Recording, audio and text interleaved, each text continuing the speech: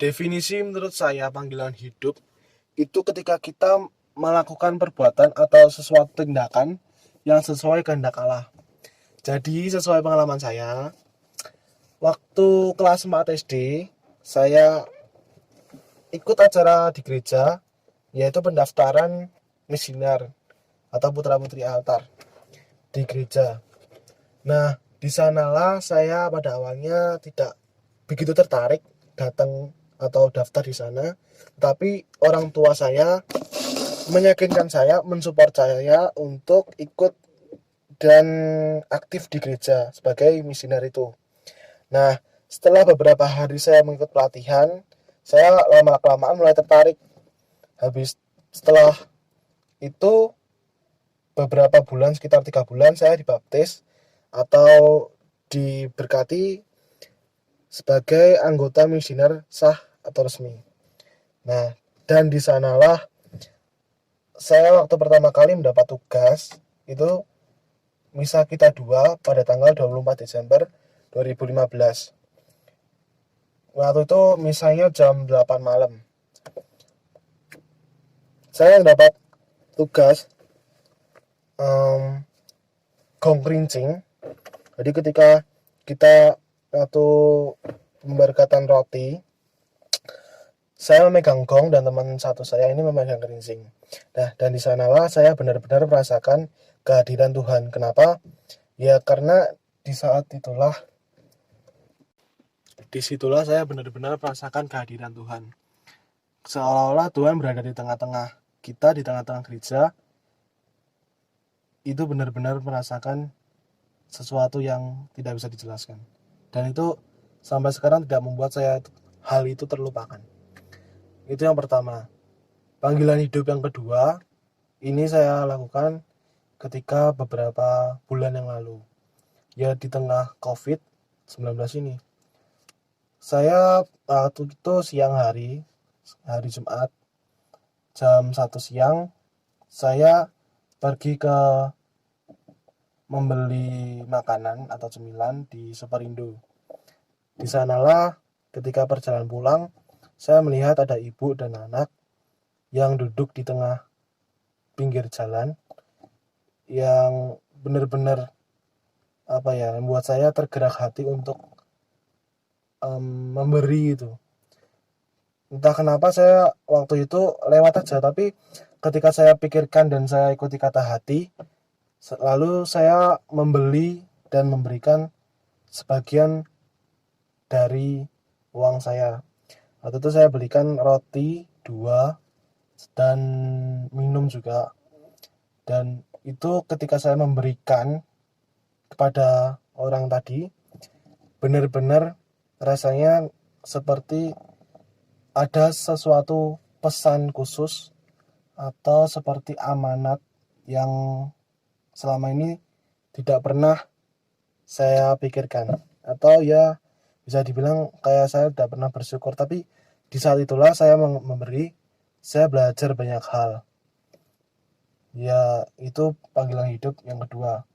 Jadi kesimpulannya panggilan hidup menurut saya yaitu tadi, kita melakukan atau perbuatan sesuai kehendak Allah. Jadi panggilan hidup itulah yang namanya panggilan hidup. Jadi begini, manusia pada hakikatnya diciptakan oleh Allah dengan segala rencananya, yakni karya keselamatan dalam hidupnya. Manusia menjadi objek dan subjek dari rencana Tuhan. Karena pribadi manusia mempunyai sentral bagi terwujudnya kerajaan Allah. Dengan demikian, manusia dipanggil untuk ikut serta bekerja bersama Allah, mewujudkan keselamatan dan kebahagiaan dalam hidupnya. Itulah makna dari panggilan hidup manusia. Sebagai contoh nih, di saat pandemi COVID-19, banyak sekali permasalahan dalam bidang ekonomi. Mulai dari PHK karyawan di berbagai daerah, ataupun permasalahan lainnya dan masih banyak lagi. Di masa inilah kita terpanggil untuk membantu sesama, menyisihkan sebagian uang kita untuk mereka yang terkena krisis ekonomi di tengah pandemi ini. Bukankah manusia itu pada dasarnya diciptakan serupa dengan Allah? Menurutmu gimana? Ya, itu memang betul. Pada dasarnya diciptakan serupa dengan Allah. Itu menunjukkan bahwa manusia adalah harta kesayangan Allah. Makhluk paling sempurna dipanggil dan diikutsertakan dalam karya Allah, yakni mengembangkan dan menyempurnakan kehidupan. Jadi sesama makhluk ciptaan Tuhan, kita jangan meremehkan manusia yang lain. Karena jika kita mengejek atau meremehkan ciptaan Tuhan yang serupa dengan kita, itu sama saja kita mengkhianati apa yang Tuhan beri, dan kita juga mengkhianati diri kita sendiri karena diri kita merasa lebih sempurna dibanding orang lain. Menurutku ya, sekolah online itu ada positifnya sih. Misalkan aja nih, aku tinggal di suatu daerah yang ada 1.000 jiwa. 20 di antara mereka itu terkena COVID-19 tapi tidak diketahui oleh siapapun. Maka peluangku terkena itu ada 1/50. Jadi frekuensi harapan terkena COVID itu ada 2%. Tapi jika sekolah online itu tidak ada, pasti para muda-mudi itu pasti kan pada asik keluar kan. Tidak ada tugas, tidak ada pelajaran. Nah, itu pasti akan nambah. Misalkan aja jadi nambah menjadi 10. Berarti yang terkena positif COVID-19 itu ada 30 orang. Maka peluangku terkena COVID-19 itu ada 3/100. Jadi frekuensi harapanku terkena COVID-19 itu ada 3%. Kalau ada sekolah online, pasti jarang ya kan orang-orang yang kayak kita itu keluar rumah karena ngerjain tugas dan terus belajar, pasti akan berkurang. Misalkan aja nih berkurang menjadi 10, 20 dikurangi 10 kan menjadi 10. Nah, peluang kita terkena COVID itu ada 1/100. Jadi frekuensi harapan terkena COVID-19 itu ada 1%. Jadi sekolah online itu ada positifnya. Jadi bagaimana cara kita untuk menurunkan frekuensi tersebut? Nah, cara kita untuk menurunkan frekuensi harapan tersebut, kita harus melakukan apa yang dikatakan oleh pemerintah, social distancing, atau juga stay at home. Nah, dengan itu kita pasti akan bisa menurunkan frekuensi harapan tersebut. Oke, next. Kalau sebenarnya kita tuh lebih suka sekolah offline ya daripada online, karena kalau dipikir-pikir, pertama kita bisa lebih paham juga gitu tentang pelajarannya, kita bisa ada suasana baru juga buat belajar, nggak yang di rumah kita yang tiap hari mandang isi rumah gitu kan, bosen gitu ya. Kalau di sekolah kan kita punya suasana baru, jadi belajarnya juga mendukung gitu, lebih mendukung malah. Tapi mau gimana lagi ya, gara-gara pandemi kita harus karantina. Jadi ya kita juga harus ngikutin pemerintah. Sebagai warga negara yang baik, kita juga maulah harusnya matuhin gimana maunya pemerintah gitu. Soalnya gimana ya, walaupun kita mau ngelanggar pun ya kita salah gitu, karena pemerintah yang dilakukan pemerintah udah bener gitu, biar virusnya nggak kesebar dan lain-lain. Dan kita juga nggak boleh egois gitu, dan pemerintah juga adil kok ke semua warga negara. Jadi bukan cuma suatu daerah doang yang di karantina, tapi satu negara gitu yang di karantina. Jadi ya kita cukup berdoa aja ke Tuhan kita masing-masing, biar kita cepet-cepet dikeluarin dari situasi karantina ini.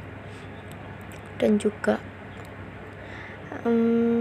apa ya, kita juga harus bersatu gitu, kayak sila Pancasila yang ke-3, Persatuan Indonesia. Kita juga harus bersatu, saling bantu gimana caranya biar COVID ini cepat selesai gitu, biar kita juga cepat-cepat sekolah offline, yang dewasa yang udah gede-gede gitu biar cepet kerja juga gitu.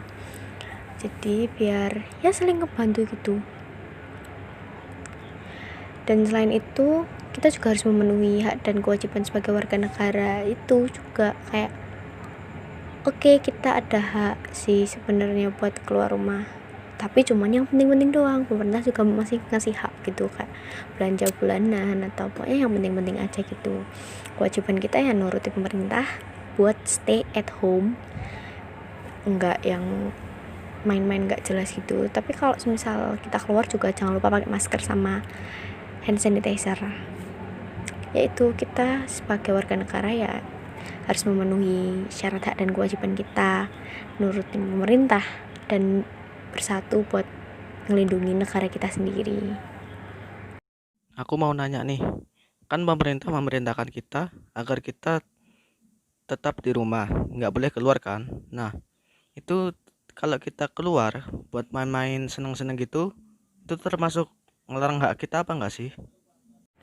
Oke, jujur aku dulu juga sempet sih mikir kayak gitu, kayak apa sih, masa nggak boleh keluar, bener-bener harus di rumah gitu. Aku juga sempat mikir gitu, tapi kan ternyata ya enggak, kita boleh keluar kalau penting aja gitu kan. Terus kita juga ambil dari sisi positifnya, kayak kita jadi bisa meminimalisir covidnya itu kan. Terus juga itu kan udah ada di bab 3 pasal 9 tentang kewajiban ikut karantina kesehatan itu kan. Jadi kalau dibilang pemerintah ngebatasi, enggak juga, karena kita masih bisa keluar untuk hal-hal yang penting gitu. Jadi enggak sih, enggak ngebatasin juga. Menurutku sekolah online itu nggak efektif sih, apalagi kayak aku yang udah kelas 3 yang akan masuk kuliah. Banyak gitu loh teman kita yang mungkin nggak ikut bimbel atau les online karena terkendala biaya, dan dia cuma ngandalin sekolah aja. Saat kayak gitu dan sistem sekolah online kayak gini, itu nggak efektif bro. Ditambah kendala lain tentang sinyal, kuota, suasana di rumah, dan lainnya. Menurut aku, perlu ada koordinasi antara siswa dan guru agar dapat menciptakan pembelajaran yang efektif dan menyenangkan. Jangan kita ngulang kayak sejarah dulu tentang demokrasi terpimpin. Kalian tahu kan tentang itu? Di mana presiden memegang kekuasaan tertinggi? Iya, yang juga tercantum di dekat presiden itulah. Kalian baca nggak? DPR sempat dibubarkan oleh presiden. Padahal kan DPR itu dari rakyat, harusnya yang berhak bubarin rakyat dong. Kesannya kayak presiden waktu itu kurang mendengarkan aspirasi rakyat. Sama lah kayak kita sekarang. Coba bayangkan kalau kita jadi rakyat. Apakah selama ini keluhan kita didengar dan dipertimbangkan? Oke, aku mau nanya nih sama Rahel. Menurutmu gimana sih pendapatmu, saranmu, atau idemu gitu biar sekolah online ini efektif lagi gitu? Gimana? Aku tahu, nggak cuma siswa yang pusing, guru pasti juga dalam beradaptasi dengan sekolah online saat ini. Menurutku ya, guru bisa mempertimbangkan pendapat kita sebagai siswa, bukan hanya pendapat, tapi ide, saran, kritik. Kita juga harus mengerti dari pandangan guru tentang situasi kayak gini. Nah, dengan adanya komunikasi yang baik antara pengajar dan pelajar, aku yakin kok kita bisa cari titik tengah agar pembelajaran online ini bisa efektif. Gitu sih menurutku. Jadi ya saling ngerti dan cari solusi dari masalah ini. Bukan saling membebani apalagi menyalahkan satu sama lain. Gitu.